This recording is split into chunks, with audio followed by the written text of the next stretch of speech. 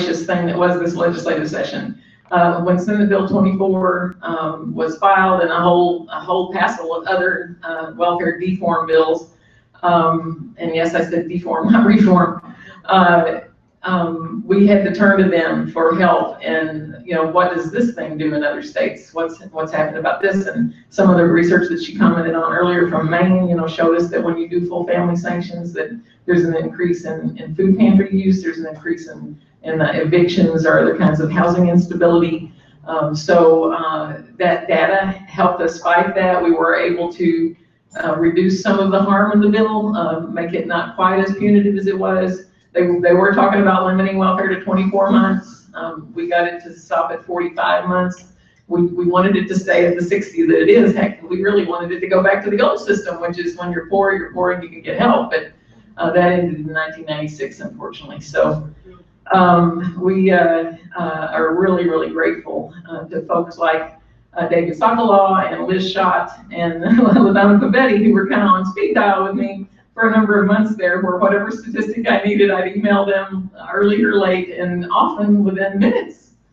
Miraculously, do they ever sleep? They would answer my question and give me links to studies and other places that I could cite and give ammunition to our allies in the Capitol, like Senator Jill Shoup, who did a lot of the negotiating to get the harm out of the bill, or as much harm out of it as she could. So we are so thankful for national partners like Center on Law's Social Policy, Center on Budget and Policy Priorities, and National Low Income Housing Coalition that help us know what we need to know to fight some of these things in our state. So we'll have LaDonna come on up and talk to us about toxic stress.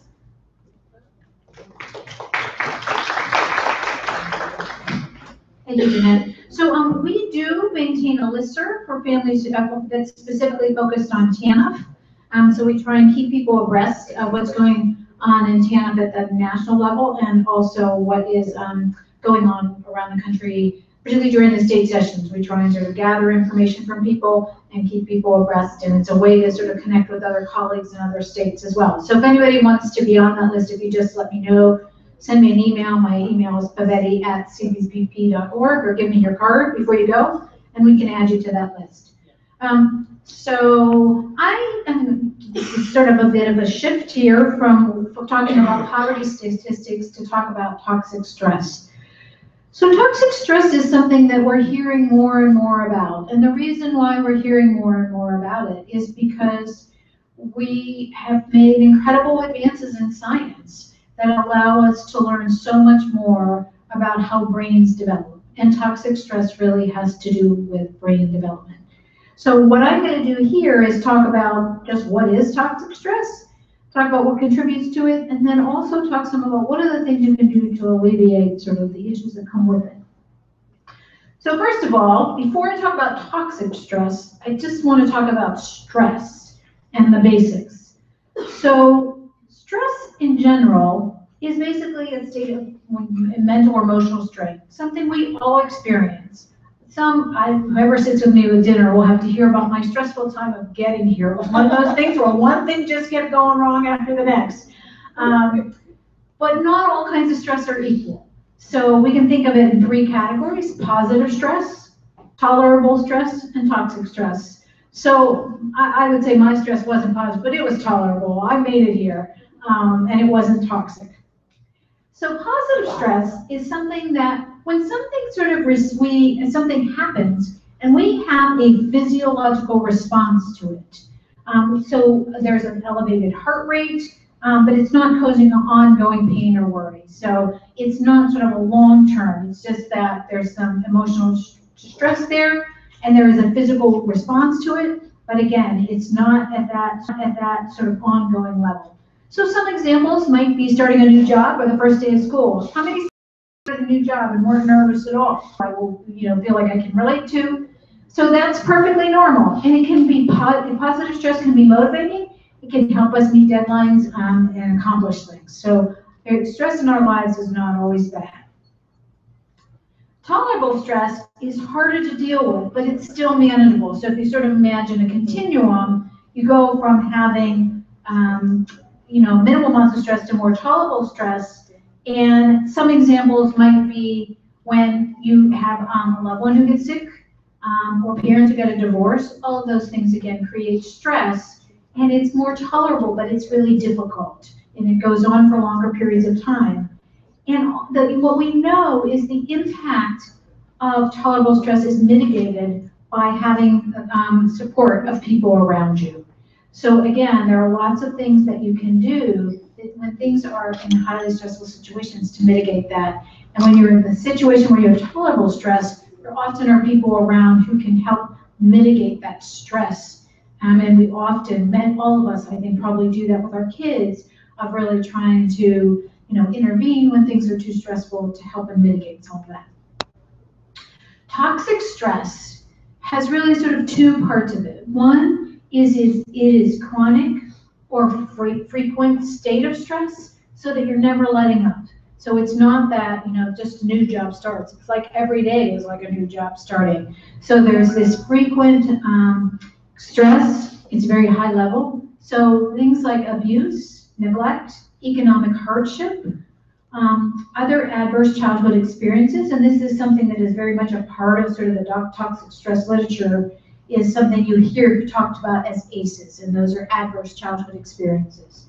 And without the buffer of a safe, supportive adult. So if you sort of imagine many of the families, poor families, there's a lot of stress, and often the parent is under so much stress that they're unable to be that buffer for kids. And so what happens in those situations is you end up with this toxic stress. The reason why toxic stress is really, really important is that we know from studies of how the brain develops and what happens is that it can have long-lasting effects on the body and the brain, and it can be a major health concern. So one of the things we know about kids who grow up in toxic stress environments is it contributes to long-term health problems. So again, just like this morning when I talked about the income really and the support to mitigating some of the impacts, toxic stress is the opposite. It goes in the opposite direction of really causing lifelong consequences that are negative. And the likelihood of developmental delays and health issues increase with each ACE that you have. So if you have one, you have some increased risk of negative outcomes. If you have two, you have more, your risk is greater, and it keeps going up. I'm sorry I didn't try and put in here, but there's a chart that shows for homelessness how much each additional ACE that is experienced really increase the likelihood of being homeless as an adult. So what causes toxic stress? So there's no one sort of factor that causes toxic stress, but we know that it is a result of experiencing adverse, extremely sad situations in childhood. And again, it's where this caring adult is unable to buffer the stress. There was a huge study of the ACE scores, which is how we learned about sort of the relationships between the ACE scores and the adult outcomes. And in that study, 40% reported at least 2 ACE scores and 25% reported at least 3. And there's a whole, on the web you can find something that allows you to do a profile that gets at ACE scores. And I would guess in many of the programs that you deal with or you actually run, if you did the ACE, you would find very high levels of ACE, because so many of the families we deal with have had many traumatic experiences in their life. So again, it's this issue that it's not just the traumatic experience, but it's what happens in response to that, and whether there is an environment that really can help buffer that. So here's sort of the issue with the brain. So toxic stress actually changes the architecture of the brain. So what we know about the brain is that the brain develops, actually the brain is malleable through our whole life. But what we know about the brain is that 85% of the brain is developed by age 3. So the early years are really important for what's happening in the development of the brain. And the brain is developed through experience. So what experience, they literally get into the brain. So what's happening in the brain development is there are synapses being developed. And that can be either done in a positive way, or it can be triggered and negatively impacted depending on what's happening in the environment.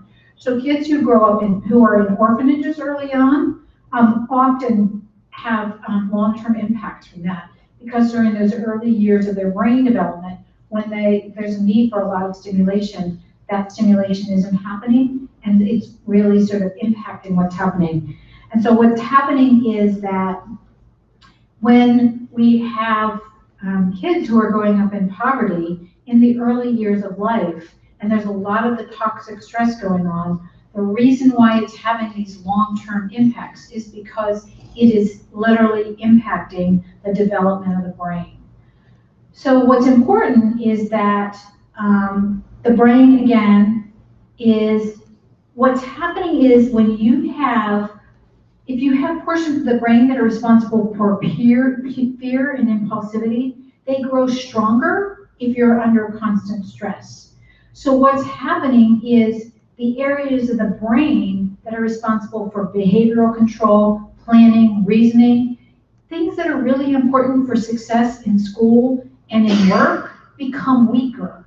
So again, this is all happening in the development of about people's poor behavior, poor people not having the right culture or the right values really has to do with their brain architecture. And again, the prefrontal cortex, which is this front part of the brain here, is especially sensitive to stress during childhood, and it's critical for the development of executive functioning skills. And executive functioning skills are a group of skills that are really critical for achieving goals later in life, and they're also critical for solving problems, and again, for success at school. So executive function skills are things like planning, organization, inhibitory control, emotional control. There's a lot of different skills that are really, well, often what we think of as soft skills or life management skills, sometimes people refer to them, is again, that a lot of what happens, and again, those skills are skills that are important for success in adulthood, that's all happening in this prefrontal cortex, and a lot of the development of that is happening very early in life.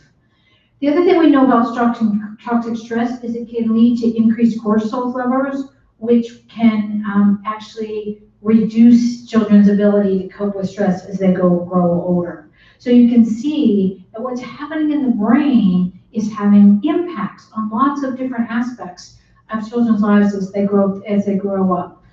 So there can be the long-term impact on health, a long-term impact on their ability to be able to deal with stress, and a long-term impact on their ability to develop and use executive function skills. So what's important, I think, about understanding about toxic stress in poverty is that there's several aspects of living in poverty that can actually contribute to toxic stress. So toxic stress isn't just about living in poverty, but poverty has so many factors that really put people in stressful situations that it is really a critical piece of it. So one is that poverty, as we all know, is often aligned with lots of stressors. So not enough food, violence in neighborhoods, inadequate housing, lack of parental employment. All of those create stress in people's lives. So if you're poor, you're just more likely to have those things happen. So all of that is contributing to higher levels of stress. Often, you could also have lack of parental bonding, and that can happen for many. But you just sort of imagine, we don't in this country have paid maternity leave, paid paternity leave. We don't have, and so people either are stressed at how they're going to actually meet their needs, or they're going back to work very quickly and not having that time. Risk of homelessness, also affects stress and homelessness, and then significant maternal stress during pregnancy, as we often see with mothers living in poverty, can affect a child's brain. So just sort of imagine that stress that just is so common in people's lives, but when it is, when a mother is pregnant and has that stress, it really, that development is starting very early on and can have an impact. So what happens to kids if they grow up in very toxic environments? One is it can lead to learning problems, and it can lead to achievement gaps in school. So we know that children who are raised in environments of toxic stress are more likely to have emotional disorders, emotional behavioral disorders. They're more likely to develop anxiety and aggression. They're more likely to feel threatened by others and then act inappropriately. They're more likely to have deficits in communication skills, and they're more likely to develop chronic diseases, heart conditions as adults. So the costs of toxic stress are not just the costs that we see in children performing not doing this well in school or having more behavioral issues, but again, it's also this health issue that continues throughout their life. Other ways in which toxic stress can impact kids is that it can, again, interfere with their regulatory system, and that really, the regulatory system is allowing you to sort of switch from one task to another, stay focused, and so that can have, when you have multiple things going on, it can be very hard to be able to maintain a focus on what the thing that needs to have done. It also has a direct impact on attention, working memory, inhibitory control, and planning skills, and those are all executive function skills. So again, the initial physiological responses to toxic stress can actually be the increased cortisol levels are not a bad thing. What's the bad thing about them? They can be protective in the short run, but when it goes on for a long time, that's when they become maladaptive. And we know, I mean, there's actually studies that measure the size of brains and what happens to those, and we know that extreme cases of toxic stress result in the development of a smaller brain. Okay, so I talked about this. 33% of adults who are homeless experienced 8 or more adverse childhood experiences. So again, that's that sort of chart where you see it going up. I think I talked about that. Also, when you have toxic stress in early childhood, you have a higher likelihood of intergenerational poverty. And the reason why is because of all the ways in which the toxic stress impacts you, makes it so much harder for you to succeed in life as a child and then as an adult. So what are the things you can do? I feel like I'm the sort of person of doom today with all this bad news. But the good news is that there are ways to mitigate the effects of toxic stress. So if a child is growing up with with a lot of toxic stress, it doesn't mean we have to give up and there's nothing we can do. We can do things.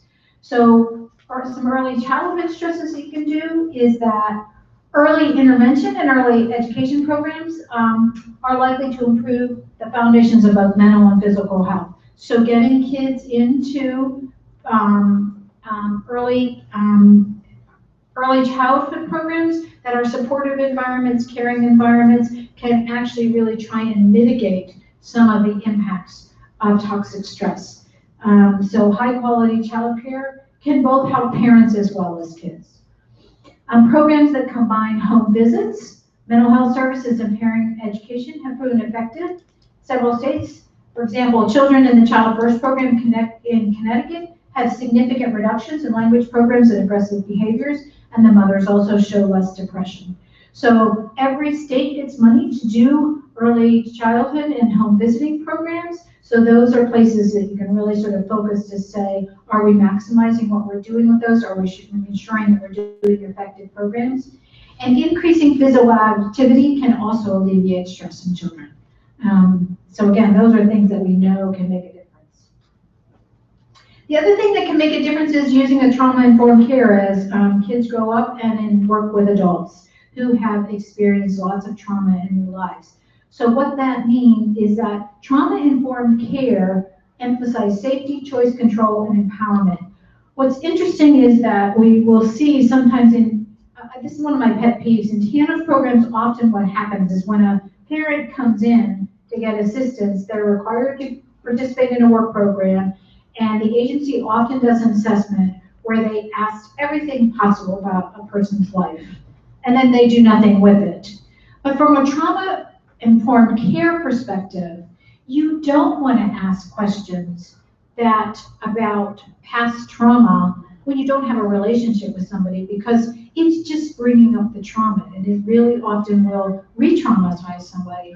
So asking somebody who you've never met before if they've been sexually abused, or if they have, witnessed a murder or things like that, and you do nothing with it, has the potential to just re-traumatize someone, so that, you really have to think about what kind of questions are being asked and what value do they have. Are they used, and are they really do they pose the risk of re-traumatizing someone? We know that trauma is a strong predictor of toxic stress, so it's really mindful. It's important to be mindful of someone's experience and how they may feel a lack of control. So this is important for thinking about parents and kids, because if someone has experienced toxic stress as a child, what that does to their ability to parent, and what kind of support they may need to be able to be a supportive, caring parent. And so there's both sort of in early childhood interventions that are important for focusing on kids, but also really helping adults to build the capabilities so that they can provide the protective environments. 50% of the children in the child welfare system have experienced trauma, and often more than once. So a trauma-informed care model helps people to gain a sense of control and build a competence that will strengthen their sense of autonomy. So it's really helping them to overcome some of those early influences, so they really can counteract those and become productive adults. So there's very specific ways in which you implement trauma-informed care. So you're really thinking about not how can I fix this, but how can I do to help you feel supported and help you to do the work that you need to do, whether it's caring for your family, whether it's finding a job, whether it's finding housing. Trauma-informed care can really be infused throughout a system. Also ensuring that clients have some control in their service and goal planning. Again, I know TANF best. Most of the time, TANF clients have absolutely no control over what they do. It doesn't really matter if they want to go to school, they're told they have to look for a job. So in many ways, our TANF system is reinforcing toxic stress rather than really helping to mitigate it. Really understands stress, how it plays out in different cultures, and what impacts that has. Consistent, predictable, and respectful, which is what we want in all of our services, but often don't see. But it, again, greatly decreases the chance of a client feeling re-traumatized. And also then utilizing feedback from clients to improve programs. And when Luke talked at lunch about we don't do enough to listen to people's voices about what that really means.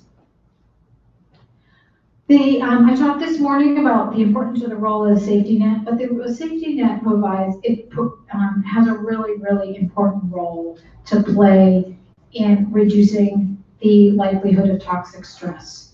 So as multiple studies have found, that programs like TANF, SNAP, housing assistance can promote better outcomes for children by lessening the stress of parents by offering assistance to help families meet their basic needs. So to just sort of imagine the difference if you have a housing subsidy versus if you don't. If you have a housing subsidy, you have a place to stay every night. Whereas if you don't, you're paying much higher rent. The stress is much higher.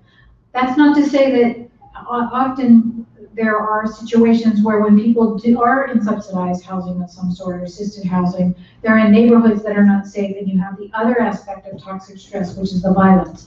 So really have to think about that as a whole. But what's important is the more you can do to make sure that families' basic needs are met, and the more you can do to increase their economic security, is you can help to reduce the toxic stress. And also augmenting adult-focused services. So really thinking about what's come to be called two-generation services is how can you really, wherever you intervene with families, if you're intervening with the adult as your primary person, what can you do to really help the child as well? And the other is when you're helping children, what can you do to help their parents? So I'm struck by, it seems to me that home visiting programs have this incredible opportunity to deal with both parents and kids, and they are often working with parents around providing less stressful environments around parenting, but we don't see a lot of programs who are really working very actively with parents to help them find jobs, which is what many parents need to be able to reduce the stress in their lives and to have more income. So there's one program in Wisconsin that they have paired their home visiting program with a work program, and so they do those services together to really try and, again, help provide an environment that is supportive both of the child and of the parenting skills and of the economic security. And that, I think, is what we need to try and do more of. So just sort of some final points to remember here is that one is that not all children who experience significant early stress will develop stress-related disorders or it's somewhat, we know that if you have lower income, the likelihood is greater. But again, not all kids who grow up in poverty experience toxic stress, and not all of them have the long-term consequences. Toxic stress is a risk factor. It's not a determinant of the outcome. So again, we want to reduce it, but it's not by itself a determinant. And it's not necessarily always the stressor itself, but it's the combination of the stressor and what kind of protective factors are around to help deal with the stress. And that, again, is why you want to be thinking about 2-generation programs. It's not just what's happening with the kid, but it's all the children, but it's also what happens with the parents and their ability to really to address this, to provide that protective environment, which is often very difficult if they don't have enough resources and are constantly trying to find where they're going to stay or where they're going to get food. By taking proactive approaches with at-risk families and providing early structures for support and education, you can reduce the likelihood that toxic stress experiences in early childhood actually have an impact later in life. And then the other is that using a trauma-informed model can help rebuild a sense of self and lead to more positive outcomes. So one thing I just want to talk about before, so one of the things I'm doing is I'm also doing work on executive function, which I mentioned, that's really the skills that have to do with planning, organization, time management, things that we know are really critical for success in life. And one of the things that, that has come out of the toxic stress work is a realization that focusing on kids is not enough. That you really have, if you focus only on early childhood, you're always swimming upstream. And so that the ideal approach is really thinking about both what we can do for kids and what we can do for their parents to create an environment that really is supportive of both and helps both to sort of address those needs in a really systematic way so that you help to develop those skills of the parents as well. What's interesting about that work is that it really, I think it has implications for how we think about work programs. It has implications for think about how we do, whether it be rapid rehousing, but it has a lot of impact and requires different thinking about how do we help people to make choices, how do we help them. Those early experiences often create environments that make it difficult to succeed without the right kind of support. So it's not about people not being able to succeed, it's about needing a different kind of support to be able to really overcome all of those things that people deal with. And if you think about it, one thing we know about living in poverty is, one, life is much more complicated. So it's complicated because if you have a car and you can drive your kids to daycare and then get to work, it takes less planning, it takes less organization, it takes less time. So you don't need as high level skills if you have resources to be able to do those things. It really sort of creates this incredible demand on people's executive function skills to be able to live your life and to be successful at it is when you live in poverty. And we know from many of the families who are successful that they have incredible skills that we don't give them credit for because we don't really sort of put front and center how much more difficult it is for them to do the things that we do every day that we take for granted. The other thing is there is research that comes out of behavioral economics, which is we refer to as scarcity. And what we know about scarcity is that when you don't have enough resources to meet your daily needs, that what you do is you put a drain on your cognitive resources. Because again, we know one thing about brain development is it is a limited capacity resource. Executive function skills, paying the attention decision-making. There's only so much of a resource. And if you're using those resources, again, to figure out where you're gonna get your food, where you're gonna get your housing, you have less to do to sort of think about long-term goals.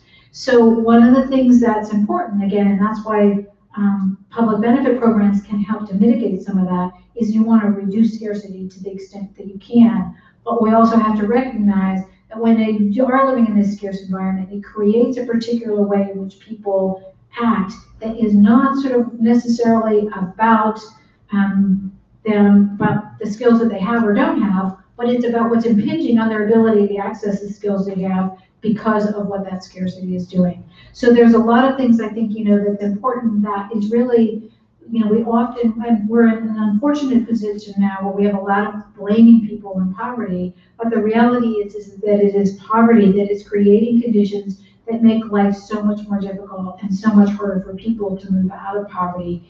And it really has implications for our services about how we think about what we do and how we work with families. So with that, I'm going to stop and just sort of take questions or conversation or whatever people would like to do. Go ahead.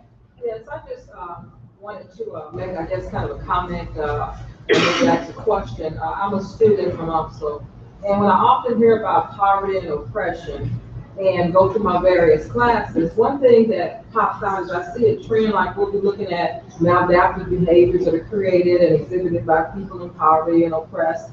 But one thing that really is not a lot of attention that we really talk about is how the systematic structure of racism that has created this. And so when I think about sometimes that, because I grew up in poverty, so I can just use myself, and I think about all the components and the stereotypes that get placed on you when you're in a impoverished position, then you start to internalize these things, and then you become that of which is anticipated that you are. And so it seems like it's like a catch-22. And so when we talk about, helping folks, offering services for the toxic reactions, it almost seems like we need to put the mental health in that will help deter these things, because it's not just the resources, the tangible. I know they're important, but it's the mental health to help balance this. Right, and I think you're absolutely right, and I think it's not only the mental health, but it's also not just thinking about, what I sort of focused on is the safety net, the services, but what you're focusing on is the much bigger structure that really, even if you fix those things, there would still be the racism that would impact people, that would make life so much more difficult. And so having to think about how do you impact those structural forces as well to really sort of reduce the stress that people are under. So I think you're absolutely right that it can't be a conversation just about individuals, but it has to be a conversation that is much more about the structural factors that put people in those situations in the first place. Let me make a quick announcement here. I didn't do a very good job reading the packet that my staff gave me as the person moderating this panel. Edward is passing out evaluations, and for those of you who need CEUs, if you'll see me afterwards, I have the certificates for you. You'll have to sign a little form over here, and if you do fill out your evaluation, you get a ticket for handing the evaluation to me, which makes you eligible for that attendance prize drawing at the end of the conference. If you have to leave, be sure and put your name and number on the back of the ticket. And then the other way your evaluations help us is that some of our funders want to see data on how people are moved toward action by the fact that they've attended some of our programs. So we have to document that some way, and these evaluation forms help us with that. So please help us let our funders know that outcomes are happening. I'm not saying mark us great or whatever, I'm saying be honest on your form, but do turn it in because we need the data is what I'm getting at. So we have more time for questions. Are there other questions? Here we go. Go ahead. Miriam, and then why don't you say your name and where you're from, so what you do. Wonderful. My name is Miriam Mayen, and I'm the Executive Director of Saints Joachim and Care Services, large agency that serves St. Charles, Lincoln, and Warren County. And my question, and we work with the poorest of the poorest at 25% and under, mostly homeless family with children. That being said, impaired judgment, huge.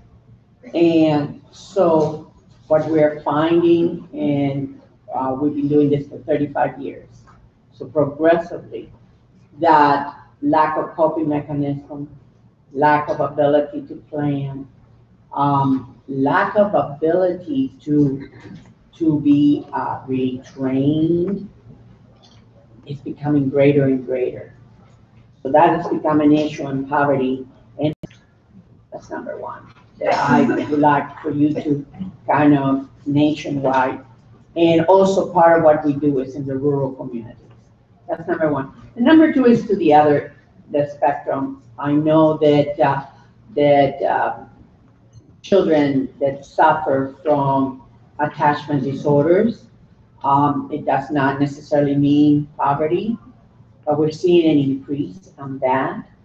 And it's that because the ongoing norm of stress, so that although those in poverty are experiencing more, but those attachment disorders, we're finding them across. And my third kind of point that I want to bring on in regards to the conversation is ADD and all those things that I'm almost 70 years old and maybe existed then, but it's prominent today when 3/4 of our classroom is taking some kind of medication in the grade school level.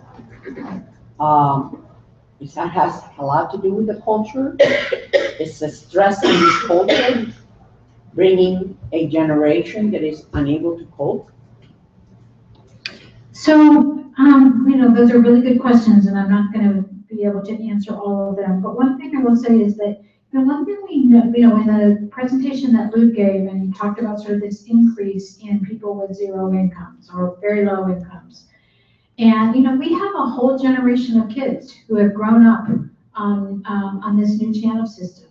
And so I really wonder if some of what one might be seeing is that increased stress for a group of families who have not made it. So what we often hear, sort of the theme, myths and realities, you will often hear people say welfare reform was a success.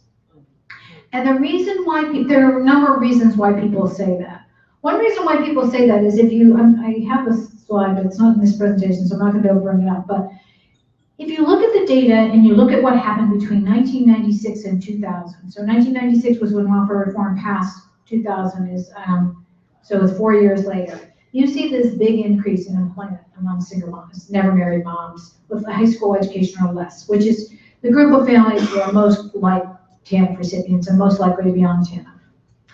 And after 2000, it ends. It just goes down. So people are using this 4 years where we had a booming labor market, and so people were able to find jobs to claim success of something that is now 19, we're at year 19. So think about it, the kids who were born at the very beginning of welfare reform are now teenagers. So we've had this whole generation of kids. And we really don't know how those kids have fared. And we don't know whether that lack of income, of those stresses, we know housing costs have gone up. So we know that being poor today is in some ways worse for some group of families than it was some years ago. I don't know if that may be what is triggering some of the ADD or some of the other issues that we're seeing. The other thing I would say, though, is I think that one of the things I've been working with some TANF agencies on who really want to think about how they do their work programs differently is one of the things we've learned from the work around executive function is that often the way to really sort of help to build those skills is to start very small. So rather than starting with an expectation, which often happens in TANF work programs, that people show up every day or they look for work every day on their own, there's a program in New Haven called the Moms Partnership. And basically they do a mental health intervention, and all they ask of people is to show up 1 day a week for, I think it's 2.5 hours. And they have had incredible success at having people show up. They have showed reduced depression. They have showed increased social connections. So the idea is that sometimes starting small is better and then building people up as they have some successes. Because the thing we know, even though a large part of the brain is developed in the early years, it's malleable throughout people's lives, including through old age. So there is just a lot of, and it's built by experience. So some of it is changing what people experience to be able to build new neural pathways. So really sort of thinking about what is happening for people that allows them to start out small, build successes, and to build those new neural pathways in their brain so that you can get them to a point where they can do better. I often use the example, I have a daughter who is adopted, who spent her first 8 months in an orphanage, and she has very serious learning disabilities. She has very weak executive functions on many levels. She really has like no sense of time. Planning is really difficult for her. Organization is really difficult. There's something called cognitive flexibility, which is being able to shift gears, which she has a really hard time with. So she has a lot of deficits. And I'm so conscious with her that she is in special school. She has 2 parents who spend an incredible amount of time with her. And I still worry about what life will hold for her because I recognize that she cannot do what my son can do. And I believe she will be able to do it, but her path to be able to do it will be so much slower. And where she will end up will not be where my son ends up. So I think that some of it is just having to think about people's pathways to success in different ways. And our programs often don't allow us to take those small steps. They don't allow, sort of the small steps leading to big steps. And that's what I think we have to work on changing, is really trying to push people on what the outcomes are and really pushing for bigger and better outcomes. That's a good transition to what I was going to say. My name is Marcia Harris. I work for the St. Louis Public Schools. Can you speak up a little bit, please? My name is Marcia Harris. I work for the St. Louis Public Schools, and I work in the early childhood department where we do pre-K through 2nd grade. And we see a lot because our population is inner city and 95% are free or reduced lunch. A lot of them are children that experience these things. And so we end up seeing a lot of behaviors in the classroom. We know that social-emotional ability is key to helping address some of those things. But the challenge is when we start identifying those pieces, most of the time they're driven by behaviors and not cognitive ability. If we have someone to come in from our special education department and they say, well, it's not cognitive, then there's nothing for us to do except leave that person there. If it's cognitive, we can get additional resources, additional services, and all of that kicks in. But for those kids that is behavior driven, unless their behavior integrates with the cognitive abilities, there's no services to assist those kids. And so that whole pool of kids then continues on. So my question is there something that we're looking at? Is there something that we can do to address that population or moving forward?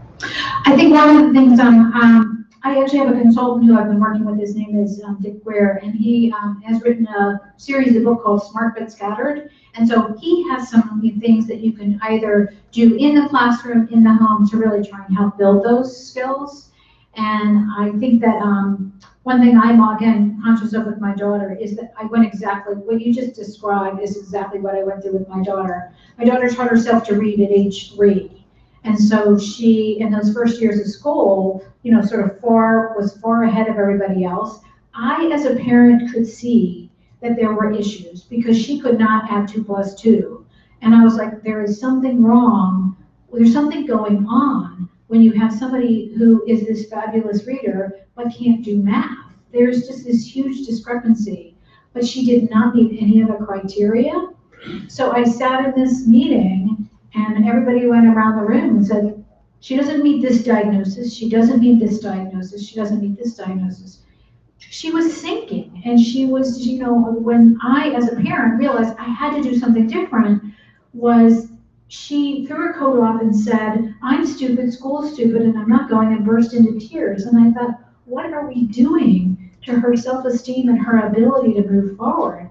And, we were just lucky enough to have the resources that, I hired a lawyer and I fought it, and I was able to get her both classifieds and services. And I often think about the people who just don't have those resources to do that, who I'm sure their kids are like, have issues.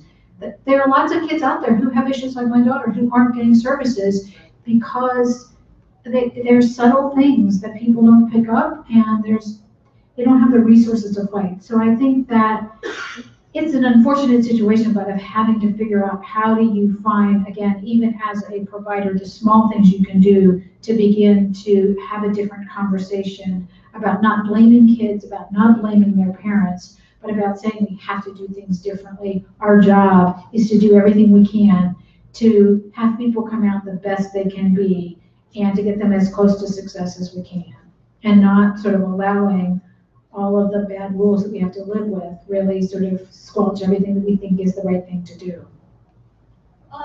You both touched on something that has been bothering me, and that's the absence of public health resources.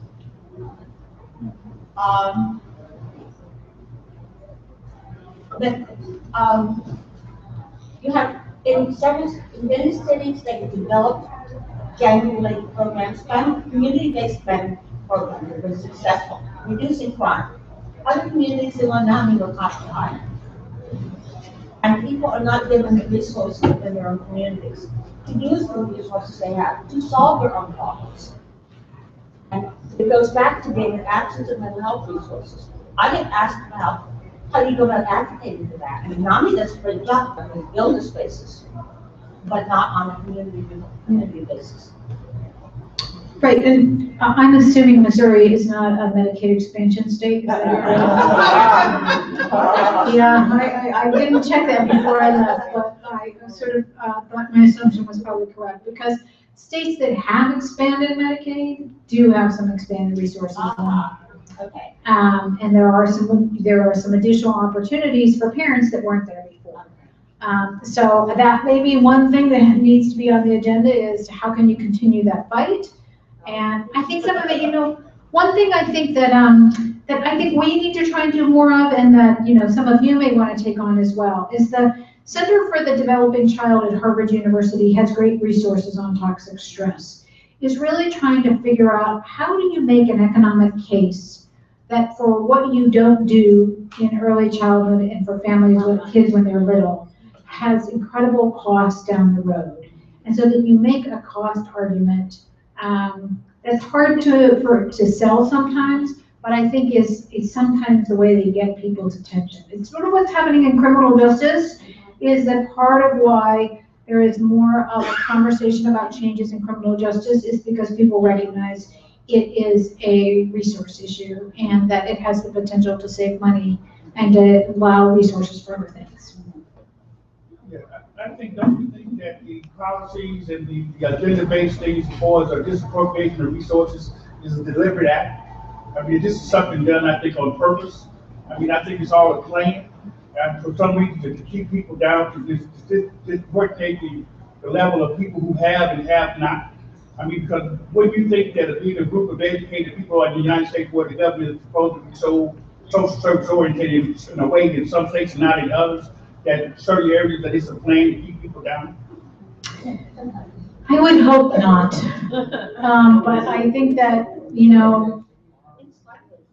I think, the other thing I just thought I was thinking of is a conversation we had in my office, is I think that part of sort of thinking about how we do our advocacy is we really have to sort of be more mindful of when we're fighting facts and when we're fighting beliefs. Because I think sometimes people are getting the facts wrong.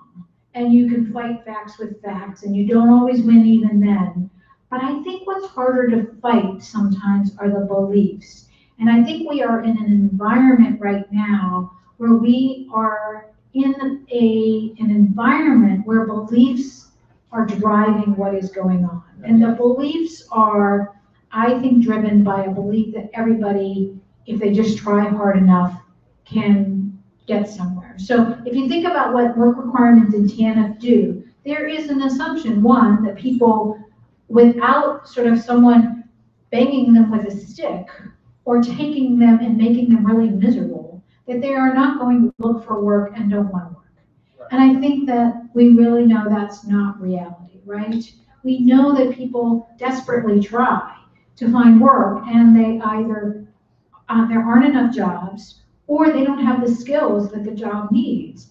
And I have yet to find an employer who asks somebody how miserable they are and uses that as a criteria for giving them a job. And that really is what is underlying the belief, is that if you make people miserable enough, they will find a job. But it's just not reality. It's not the way the labor market works. And what I think the $2 a day shows is that, people are trying, but it's not getting them anywhere because they don't have control over everything. And so I think that some of it is having to think about what are the beliefs that are going into the policies that you're seeing? What are the beliefs and what can we do to counter those beliefs? And what does it mean to change those beliefs that I think are rooted in people's own experience and again, are not based in facts? Go ahead. I think that's a real important point because the other night I was watching Paul Ryan talk about becoming speaker and some of his vision included the idea that government needed to get out of the way because it was creating dependency and we needed new novel approaches to welfare reform. And what this does really is shifts the paradigm completely because it's not that we're creating dependency through these programs, it's the toxic stress that's creating the dependency. And we need to get that out of the way of people's lives so that they can thrive eventually. So I think, what comes first, the chicken or the egg? Yeah. Go ahead in the back. I am a TANF worker. I'm actually a case manager. Granted, I did just start in March, but I do go to the houses. I talk to them about the things that I ask them about in the assessments. And the reason I'm here actually is because my work participation rate is one of the highest in our region. And I think that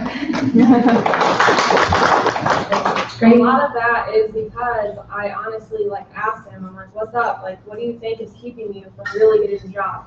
Some of them, a lot of my participants are in school and if you work the program right, we can help them get to school and we can help them. Right now, most of my people who are coming in are disabled and not able to work at all.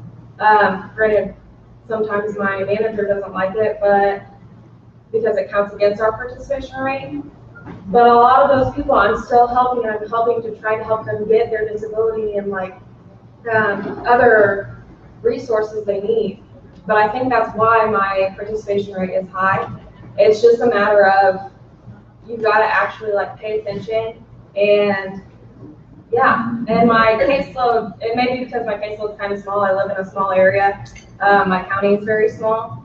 So it may be that gives me the opportunity to be able to go to each and every single person on my caseload and be like, all right, here's the deal. We've got to work this out. We've got to figure out what are you doing that needs to be changed. Some of them, and a lot of my people who were just working the system and they didn't care to get a job because they didn't have to. They could get the TANF and not work and not care because they could ride it out for the 5 years. There were some people who did that, but once I went to them and I was like, I'm not going to leave you alone. We're going to do this. We're going to figure out what's going on and we're going to do something about it. They got off my case real fast. So it's not necessarily the system, it's how you work the system. Right, and I'm glad to hear you. I'm glad you're here, and I'm glad to hear. I just spent a week in Oregon, and I've also, talked to workers there who really feel like, having smaller caseloads, having the time to talk to people, really believing that people can do it, and helping them to figure out that. But that often is not what happens, and I think that we have to figure out how can we have more people do what you do, and what does it take to do that? Both, I think it's a sort of a willingness to do it, the resources to do it, and so I'm glad you're here, and I'm glad to hear that you are being successful. And I think what we have to do is interesting when Luke said this morning about we don't talk enough to people about their stories. I think we also don't talk enough to people who are doing those jobs about what works and what helps them to do their job well. And so I'm hoping that's sort of a next project of really sort of figuring out what do we need to do to allow more people to do what you're doing. So thank you for sharing that. Go ahead. I'm just curious, the Center on Developing Child at Heart, you know, I just have this thing about, we went through the big era of teenagers having kids.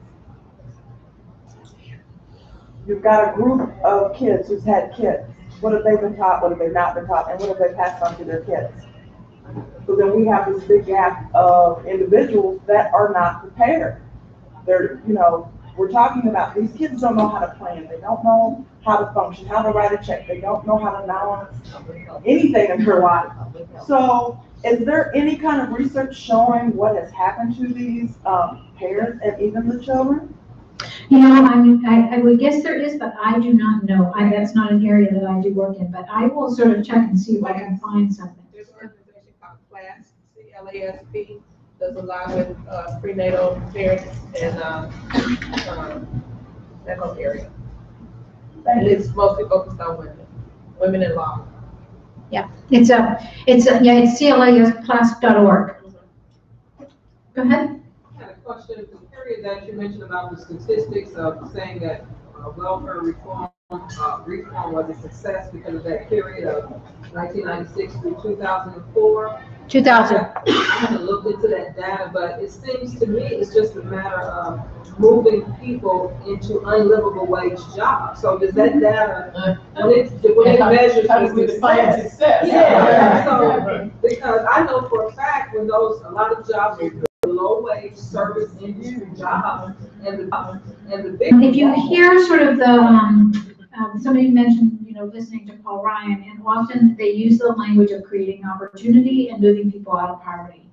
We don't have many studies that look long-term over what happened to people, but I just was at a conference where somebody presented from Maryland, and Maryland is one of the states that has legislation that requires them to collect data, to report it every year, and so they did a study looking 5 years after people left TANF and what happened. And so they look at these sort of stable employment, they look at wages, and those results are very sobering. So if I remember the statistic correctly, if you look over the 5 years, there were 9% of the people who had left who were above who had incomes that were above poverty. So the majority had jobs that didn't provide enough or were not stable enough. And so what you saw in that 5-year trajectory is the majority of people either being not employed stably, or not having high wages. So exactly what you said is accurate. The two measures that people often use, though, who claim welfare as a success, I don't even claim it's 4 years is just not enough, and when the economy is booming, but they use two measures. They use that increase in employment, and they also use the fact that the caseloads went down.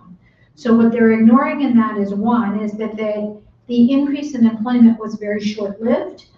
They are ignoring, as you said, that people were not moving into jobs that led to higher paying jobs. And they are ignoring what happened to the people on the caseloads when the caseloads went down who didn't get jobs.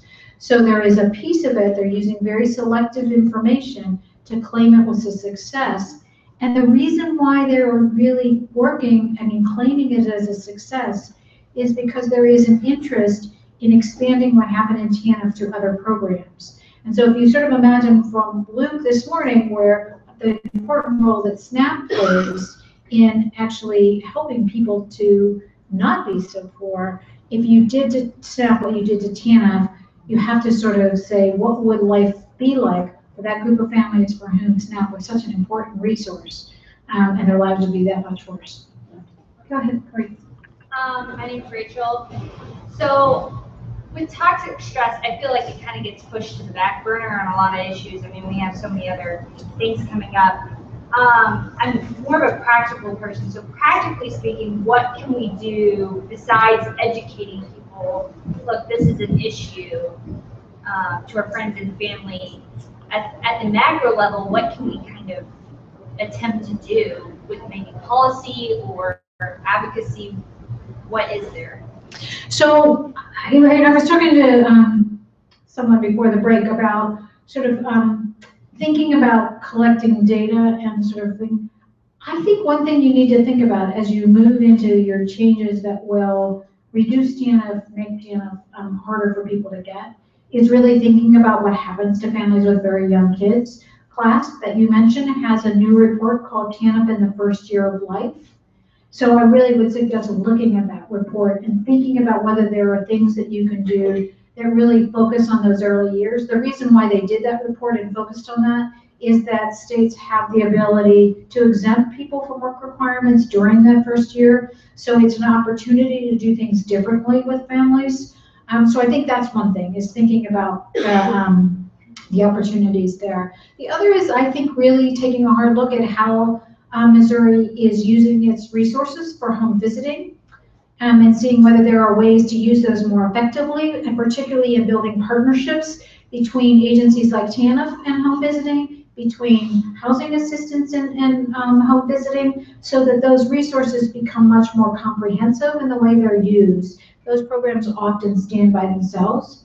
I think it's also looking at childcare and what the resources are for childcare and what it takes for people to get childcare. Because sometimes the best thing you can do for families who are really struggling is to help with providing assistance for the kids. So I think there's those places, I think, to look as for things that you might be able to do. Go ahead. Yeah, I have two, one's a question, one's just to see if you have experience. And you mentioned on your final point about not everybody experiences poverty ends up well noted. Not all children experience significant early stress or develop stress-related disorders or be able to not cope with adversity.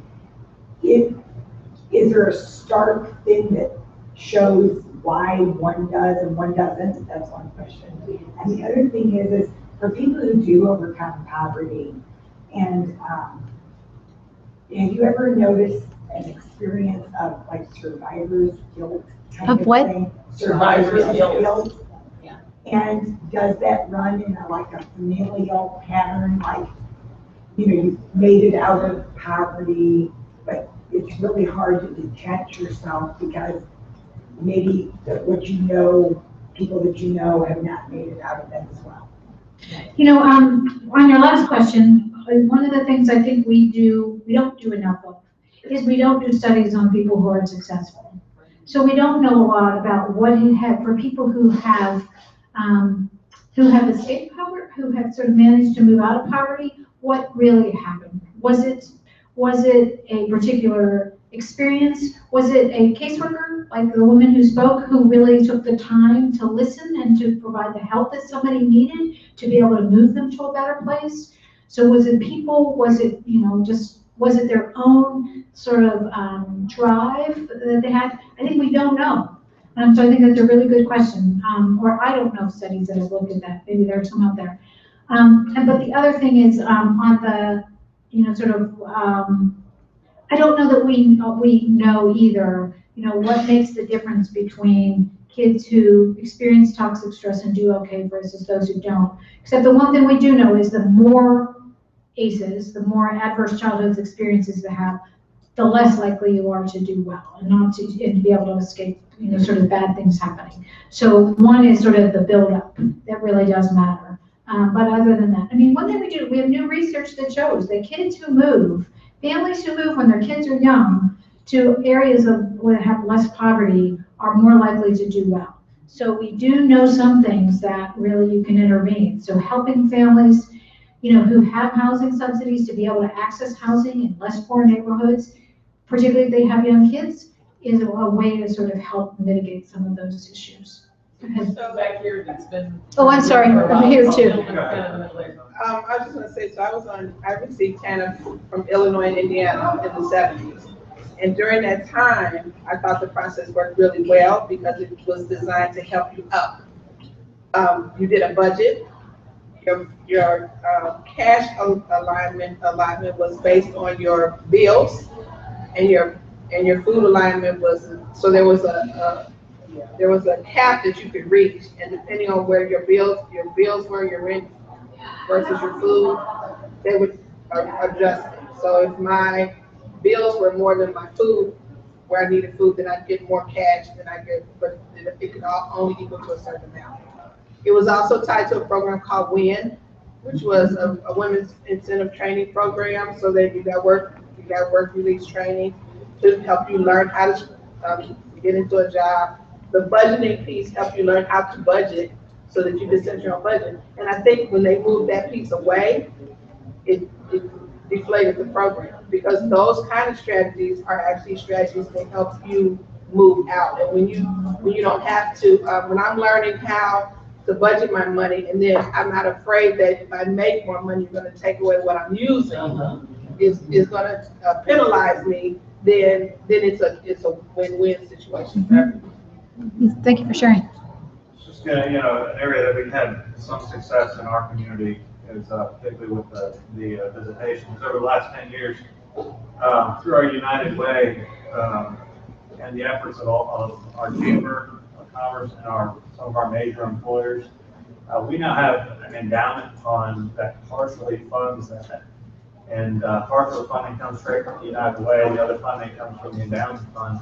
And that endowment fund was really built up over the last 6 to 7 years, and a lot of that came from the leadership of some of our major employers, because our chamber got behind it. Major employers recognize that, this is our future workforce, and if we want to have a good quality workforce and we want to bring the community up, it starts right there. And I know it's difficult. It was difficult in our community. It's difficult in a lot, but that was, it seems to have been very successful. And you could always use more funding, but this has been a big success in our community. Which community? City of St. Joseph and Buchanan County. Okay. Are you Chris? Yes. Hi, Chris. That's great. One other thing that somebody had asked for other things that you could do is, I think that one of the areas that is also where we see movement that can happen locally and, in the states, rather than waiting for the federal government where nothing seems to be happening these days, is really thinking about issues around paid leave and issues around work schedules. And CLASP, again, has a great resource on those. If you think about what we just described about people having issues with time management, organizational skills, the varying schedules and the up and down on income requires incredible ability to plan, organize, come up with resources. It's hard enough to find childcare, but when you have to find childcare one week that is in the evening and in the daytime the next week, and you don't know if you need 3 days or 5 days, you're just sort of always having to spend a lot of resources to plan. They send you back home. The stuff that people go through is just. Right, exactly. So, there are some examples of places where they've been successful at getting legislation. There is some movement in businesses to schedule differently. And so I think really thinking about how can you work with businesses, because the reality is the safety net for many families is weak. Work is going to be the main source of income, as most people would like it to be. And if work is a really toxic environment in some ways, for many ways, or it really is very demanding on what it requires of them, it's going to be very difficult for people to succeed. So I think really thinking about what are the things in the work arena that may have some momentum may be an area where it's worth sort of thinking about what you can do and where you might be able to have some success. Something else that I experienced. I realized that in the state of Missouri, when you decide you want to return to school and you're low income or living in low income housing, your Pell Grant or scholarship money is counted as income. Where when I lived in Arkansas, my Pell Grant money and scholarship money did not count as income because it was for the betterment of me to move out of low income housing. But in St. Louis, it's all of Missouri. So in Missouri, it's counted as income, And therefore, you still can't move anywhere. There's no leverage, there's no going anywhere. How do we change that? Right, and I don't really know enough about how that works, but maybe that is something you can change. And again, I think sometimes, I sort of said making a financial case for something, making a business case is the other way to think about it. If the business community is basically saying we can't find workers who have the skills that we need, which is what they're saying in many communities, is how do you use that to leverage change in things that really keep people from being able to move ahead and to take advantage of school and the things that will allow them to earn more. Go ahead. Just want to mention that one of the things that has not been mentioned, one of the problems that we have at the state of Missouri is capacity. The poverty in Missouri is growing faster than we can address it. And capacity has been an issue as Department of Mental Health is cut and so on and so on. That's number one. Number two, in regards to for us in the last 35 years in TANF or DFS or whatever you want to call it, one of the greater indicators, we know what's happening, what will happen 6 months from now by the amount of homeless families coming to our doors. So it is the families, actually the indicators, before we have reports like yours. And so in regards to the young woman that is a intake worker or caseworker with family support services, for us is that sustainability. We can give reports of how many families we took out, put into work, but trust me, within 9 to 10 months, those families are back and they do not go back under TANF. They primarily they become homeless. And so for many multiplicities, there's no single causation, it's multiple. But there are many indicators that are there for the state of Missouri, and one of them is the homeless family. Right, and I was thinking I do think that again, because you have these policy changes coming up, it's an opportunity to think ahead of what can you do to document what happens as a result of those. And I know Dr. Rank is speaking tonight, and I wonder whether it's worth having a conversation as a follow-up to this conference with him and some other academics to think about, given what data is available in the state, given what data your organizations have, is there a way that you can use that data in creative ways to really be able to document what happens to families when resources are not available to them? And so that you have, again, the data that might be able to help influence policy, be able to tell the stories about what's happening to people's lives and how policies sort of are driving that. Yeah, we'll have about 55,000 childless adults losing SNAP in January 1, and over 6,000 children losing TANF because of their parents doing it, basically. So. Right, exactly. So you have both of those things going on, and my colleagues would be very upset with me that I didn't talk about. I thought my work focuses much more on families with kids, but there aren't many people who are out there beating the drum for the single adults. And SNAP is one of the few things that was available for them, and it is going to go away. And so they are going to be, sort of increasingly people with nothing. And so I think, sort of thinking about, again, how can you document sort of what's happening with that group? One of my colleagues said to me, what's hard about documenting with that group is they're already so poor that you may not see an increase in food banks because they're already going to the food banks because they get so little in SNAP that it doesn't really cover what their need. So again, that one is, it's a critical issue, and we're going to see SNAP caseloads go down. It's not going down. They're not going to go down for good reasons. Yeah. And your TANF caseload is going to go down by a lot, and that's not going to be for necessarily good reasons either. So I think that, just really sort of trying to think about what can you do to, again, document what happens for those families is a way to really try and help influence policy down the road by being able to document. Jeanette had said that, we worked with her during the legislative session, and we work with advocates all over the country. So we had just gotten a call from somebody in Arizona and said, so Arizona, you think things are bad in Missouri, but Arizona went from a 60-month time limit to a 36-month time limit to a 24-month time limit, And next July, they will implement a 12-month time Oh, limit. my God. So families will be on for 12 months. And so they have, their caseload has plummeted, and they have Meetings a, will continue until the mountain around approves, as they say, right? and they are seeing an increase, have sort of the data to be able to document that those two things are related. There are other things going on, but that's another sort of thing to look for. You know, what's happening in child welfare. And, you know, basically what she said is if we could show there's a link here, we could probably roll back the time limit because the cost of kids going into foster care is so much higher than providing a tandem.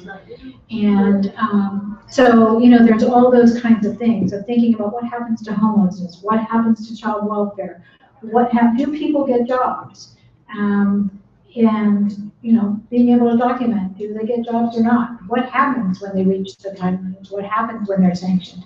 The thing that is really important is what we know from the research on sanctioned families and time-limited families is that they are more likely to have mental health issues. They are more likely to have lower levels of education. They are families who have a lot of barriers to employment. And again, I was struck when I did this study of families who are reaching the 5-year time limit in Minnesota. I was just struck about how many had really serious medical problems, serious mental health problems. And I kept saying to myself as I would be reading these files, and we're expecting them to go out and get a job. And the other thing I would say to myself was, and why are we 5 years in and nobody has found these things out? I mean, I literally was reading case files of people who could only get around on all fours because they had such bad back problems, or people who had agoraphobia, so who could not get out of their house, or people who, there was one woman who had really bad anxiety, so badly that she had sores throughout her head because that was sort of her response to her anxiety. So they were very severe disorders or very severe manifestations of problems. And for whatever was going on in the welfare office, those things were not picked up. And they were people who were being expected to go to work and were not being sort of helped with the resources they need. So I think that, you know, that's one thing we need to be conscious of, is that often the families who are on for long periods of time are families who have other issues going on in their lives that they haven't received assistance to help mitigate. And so we need to think about what that means for them and for their kids. Go ahead. I just had a question as far as the distribution goes for children who have toxic stress versus a child that maybe not come from such a toxic environment. When it comes to them sharing the resources with families, I'm finding that based off of a bunch of different variables as far as demographics, if you receive SNAP or TANF, some of those resources may be given to you and some of them are not, as far as like opportunities, as far as growth development, the students in school and like IEP programs and different things like that. How are you able to maybe try to get an equal distribution amongst that? Because that's important within itself. Because you're having this particular child, and this child having the same issue, but this child will get all this help, but this child will get led on a path that will lead them to an even more toxic lifestyle.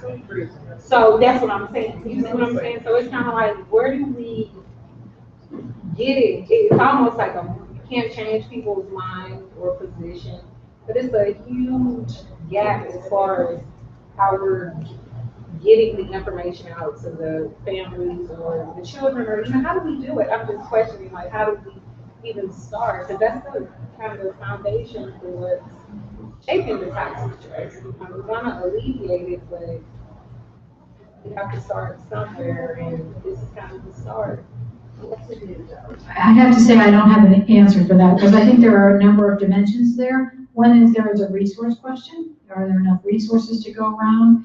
There is also a staff capability question. One of the things I have spent years going out to TANF offices, and the variation in staff and their interest in helping people, their ability to help people, and the agency sort of commitment to helping people varies quite dramatically. So, there's just that variation there. So I think there's lots of sort of places where you're sort of thinking about how much of it is a resource constraint, how much of it could be better if there was a message about how you expect people to be treated and what you expect to get out of it.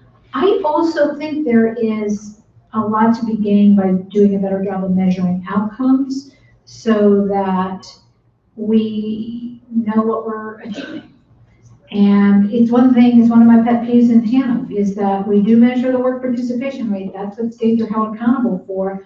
But the program is about getting people into jobs, and we have data on how many are. We have 50 states, and nobody has really done that. So, I constantly, at the very beginning of welfare reform, we had a lot of studies that looked at what was happening with people who left, they were following people's surveys.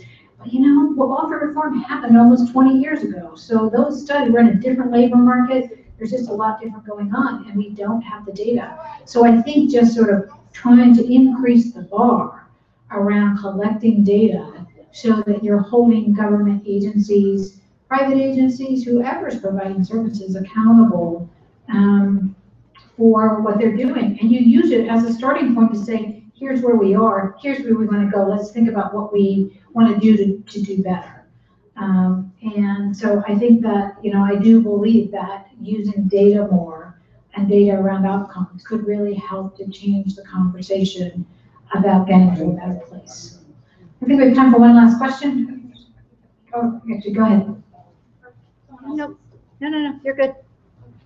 Hi, I work for the State Nurses Association. This is health related, but in my limited experience in Missouri, most of the folks who've been delivering this message haven't been healthcare providers. And I don't know if you have experience, if you've seen other states, if having different messengers and maybe some of them being healthcare professionals might be more effective, or if that's just a pipe dream, or I didn't know if that would be, if you had any experience there. No, there's two ways. I don't do health stuff, but there are two things happening in health that I do think will help. Actually three. One is I do think health doesn't have the same toxic nature in some ways that social services, welfare, sort of the safety net does. So I think there is some sort of advantage to coming at things from a health perspective. So that's one thing. The other is that there are states in which the home visiting services are delivered by health professionals. So that there is that way in which the health system gets involved in kids' lives very early on. And then the third is, and this is regardless of what's happening around health reform in Missouri, is that we are witnessing a real transformation in the way healthcare is delivered in this country. And there is this movement towards, what are called accountable care organizations. And so they see it in their interest to do more intervention with families to make sure they follow through with health protocols, trying to reduce healthcare costs. And so I think it's a huge opportunity to think about how, from the health perspective, do you intervene with families in a much more holistic way. So I think that that's an area for the future to really keep your eye on, of whether there are organizations in Missouri that are really thinking in more holistic ways, and how you can actually build on that and try and use it as a starting point for, again, thinking about broader. One of the organizations, the American Association of Pediatricians, I think, I'm not sure that's their exact name, but they really have, they are starting to wanting to play a much bigger role in getting messages out to families. So not just focusing on healthcare, but really focusing on some of the issues that they know impacts healthcare, because it really does affect what happens on the long trajectory of healthcare. So again, I think that healthcare is going to be really central to what happens down the road. So thank you very much. Don't